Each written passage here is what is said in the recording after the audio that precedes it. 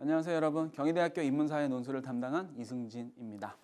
자, 여러분들 경희대 인문사회 논술 좀 풀어보셨죠? 풀어보고 풀어보신 분도 있고 처음인 학생들도 있을 것 같은데 경희대 인문사회 논술의 특징 간략하게 하나 말씀드린다면 고정화예요. 논제가 고정화되어 있고 그렇게 변화가 심하지 않는 대학이라서 충분하게 여러분들이 간략하게 한 5세트 정도 연습을 하면 충분하게 합격을 할 수 있을 것 같습니다.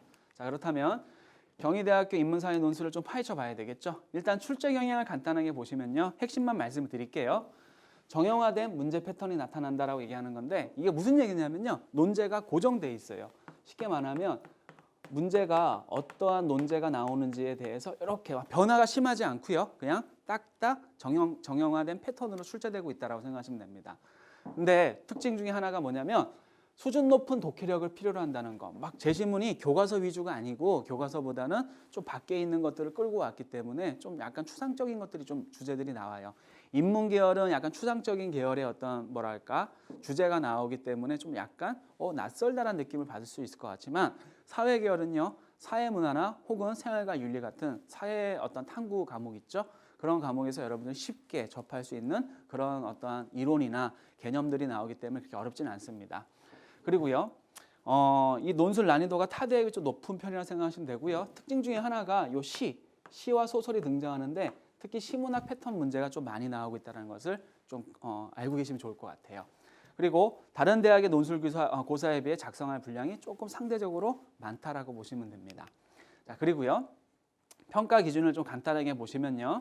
요게 3번이 좀 중요한데요. 텍스트를 해석하는 능력, 제시문 간의 공통점과 차이점을 비교, 분석하는 통합적 사고 능력이 중요한데 요 비교 분석 파트하고요. 그다음에 제시문을 요약하고 그다음에 비판을 하거나 평가를 할 수 있는 요 파트, 요 정도가 가장 중요한 핵심이라고 생각하시면 됩니다. 그리고 마지막으로 사회 계열의 수리 논술은 문제풀이에 필요한 식을 논리적으로 추론하는 능력을 평가한다. 그래서 이거는 과정과 결과까지 쭉 어떻게 됩니까? 논리적인 흐름으로 가서 여러분이 답변을 달아주셔야 되는 겁니다. 자, 그리고요. 논술 가이드라고 우리가 학교 홈페이지에 가면은 이거 해마다 공개하는데 논술 가이드 속에 진리가 있어요. 바이블입니다. 그러면 경희대학교 논술 가이드 속에서 우리가 어떤 걸 시사하고 있는지를 간단하게 보시게 된다면 핵심만 말씀을 드리면 여기 보세요. 4번 같은 거. 제시문 간의 공통점 차이점을 비교 분석하는 연습을 하라라고 나와 있죠. 그래서 요약, 비교대조, 분류 위주로 문제가 출제되고 있고요. 8번이 좀 강조되는 부분인데요. 최대한 성실하고 정성 들여 답변을 작성할 거. 경희대학교는요. 볼펜 작성이에요. 0.7mm 검은색 볼펜으로 작성하고요.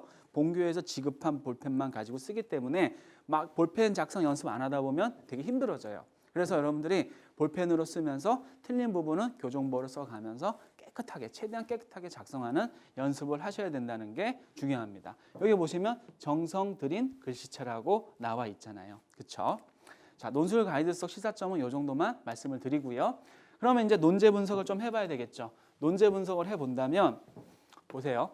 인문 체능계는 가와 나의 내용을 요약을 하고요. 그 다음에 논지의 차이를 서술하라는 비교, 차이점의 문제를 주고 있죠. 600, 1에서 700인데 지금 보시면 어때요? 뭔가 제시문 논제 2번에서도 뭔가 개념어가 없어요. 성균관대학교나 다른 중앙대라든지 다른 타 대학에서는 뭔가 논제 안에서 주제어를 주고 있는데 여기 경희대학교는 아무것도 안 주고 있어요. 그럼 어떻게 찾냐라고 보시면 되는데 여기 제시문 바의 관점을 바탕으로라고 하잖아요.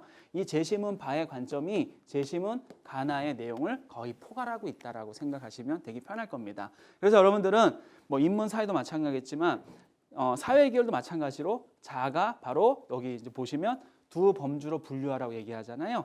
그러면 역시 마찬가지로 논제 2번의 제시문 자가 두 입장을 분류해주는 기준의 역할을 한다라고 생각을 하시면 돼요. 그래서 경희대학교 문제는 문제 1번부터 푸시지 말고 논제 2번에 여기 보시면 기준 지문 바와 자를 가지고 여러분들이 먼저 아주 철저하게 세밀하게 독해를 하셔야 된다고 말씀을 드릴 수가 있습니다. 자, 그러면 인문 체능계 보시면 요약과 비교죠. 요약과 차이점이고요. 그 다음에 2번을 보시면 첨자에서 첨백자라고 상당히 호흡이 긴 장문형이 지금 출제가 되고 있어요. 바의 관점을 바탕으로 제시문 다라마에 나타난 상황을 평가하시오라고 하는 건데 와, 선생님 천자 어떻게 쓰죠? 천자 쓸 수 있어요. 되게 기계적으로 쓰시면 되는데 일단 바의 관점은 대략 200에서 250자라고 하면은 제시문이 3개가 남았잖아요. 그러면 천자가 되려면 제시문당 하나당 뭐 250에서 300자 분량으로 내가 작성을 하면 되겠구나라는 일단의 가계열을 세워 놓으시는 게 편합니다. 이렇게 해서 일단 계열을 생각하시면 되고요. 사회계열 같은 경우는요. 가를 비슷한 관점에 입각한 것끼리 두 범주로 분류해라. 보니까 이거는 성균관대 1번하고 한국예대 1번하고 숭실대 이런 대학교하고 되게 유사한 패턴을 갖고 있어요. 어떤 얘기냐면 어떠한 기준점을 하나 가지고 A와 B라는 어떠한 범주로 분류해달라는 문제가 됩니다. 그리고 나서 각 제시문을 요약해라 라고 얘기하는 거잖아요. 뭐 예를 들어서 제시문 자는 보니까 제시문 자에 기능론과 갈등론이 막 나와 있어요.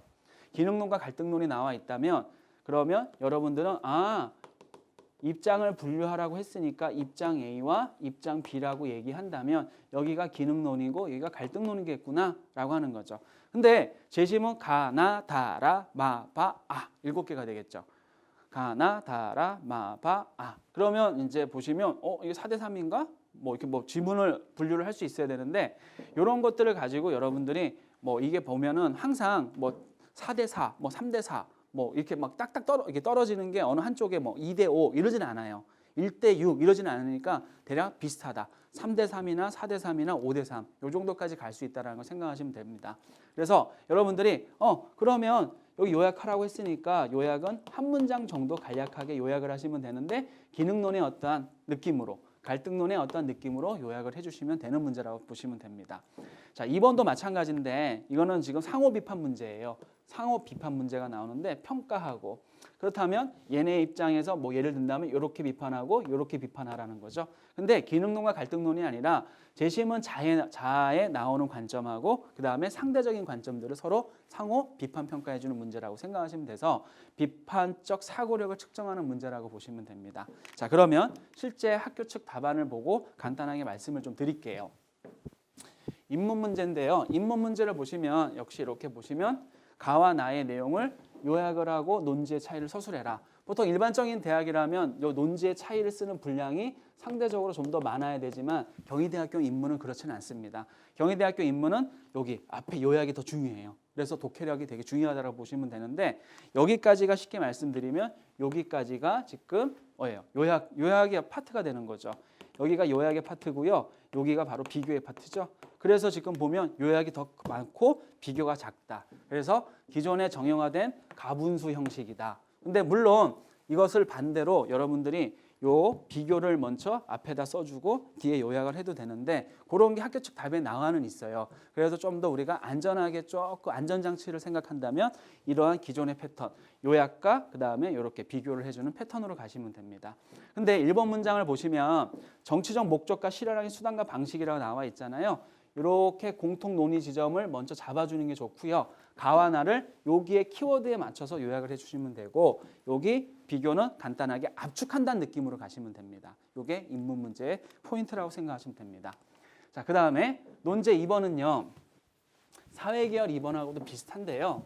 보시면 바의 관점을 바탕으로 다라마에 나타난 상황을 평가하세요라고 하는 거죠. 평가라는 것은 어떤 얘기냐면 어떠한 것의 가치와 이 제시문의 한계점은 뭐예요? 이렇게 물어보는 거예요. 그러면 긍정적인 부분도 있고 부정적인 부분도 있다라고 보시면 돼요.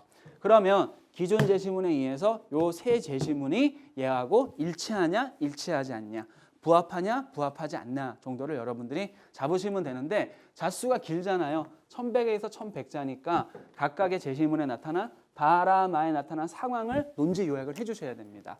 그래서 마지막에 여기에 보시면 관점이 상반된다. 그 다음에 비판적 관점을 담고 있다. 관점이 일치한다. 부합한다. 이렇게 미갈식으로 마무리를 하시면 되는 문제입니다. 자, 반면에 사회계열은요. 간단하게 말씀을 드리면 여기 입장은 이렇게 보시면 분류하고 요약하라고 했잖아요. 똑같아요. 아까 제가 처음에 논제를 보면서 말씀을 드렸잖아요. 많이 쓰지 마시고 401에서 500, 501. 근데 지금은 올해 모인 논술은 501에서 600자의 변화, 자수의 변화가 좀 있어요. 그래서 여러분들이 501에서 600자 정도를 가지고 한 문장 정도, 제시문의 개수가 많아졌기 때문에 그런다고 보시면 됩니다. 그래서 간략하게 한 문장씩 요약을 하시면 되는 문제입니다. 자, 그리고 이번 문제는 저기랑 똑같아요. 인문계열 2번하고 똑같은데 보시면 평가라고 얘기하잖아요. 이렇게 평가라고 했으니까 여기 조건 지문 요약해 주시고요. 대상 지문 요약해 주시고 그다음에 뭐 한계가 있다.